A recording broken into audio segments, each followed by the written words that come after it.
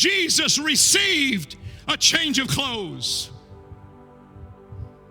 Just like the priest, just like Adam and Eve, just like the children of Israel, Jesus had a change of clothes.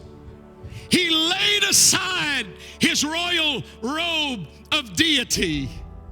He laid aside his kingly robe. He laid aside the glory. Here's what is very important to remember. He laid aside the glory that he had shared with the Father from before the beginning of the world, the Bible tells us. He laid all of that aside, and he took on another set of clothes. He stepped into a set of clothes that was of this world. Come on. He conducted himself no longer as the King of all kings, but now he moved as a servant. I believe that it was not just the glory that he emptied as he moved in his earthly ministry, but I believe at the cross he gave up much of the rights, much of the authority that he had as the Word made flesh, and I believe that he died as a man.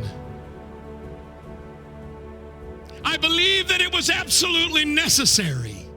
I believe that Father, that eternal Spirit of the Father that was with him all the way to the cross.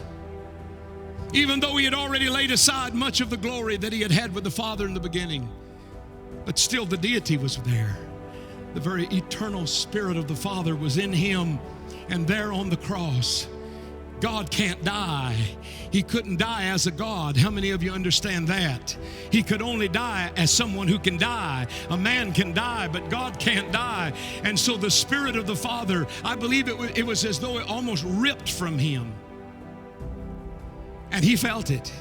And it was necessary that he take off the old robe and put on another one to be able to pay the price for you and I. So it is not unfair for him to ask you and I also to take off some old stuff so that we can be filled with some new stuff, so that we can be clothed with a new reality. It's not a Baptist Sunday school story. It's what makes you a new creature. It's what gives you a new identity. It's what gives us hope that this life is not the end. And so if the word of the Lord should come to us, sanctify yourselves. Wash your clothes. Change your garment. He is not asking us. The Spirit of God is not bidding us to do anything that Jesus was not required to do.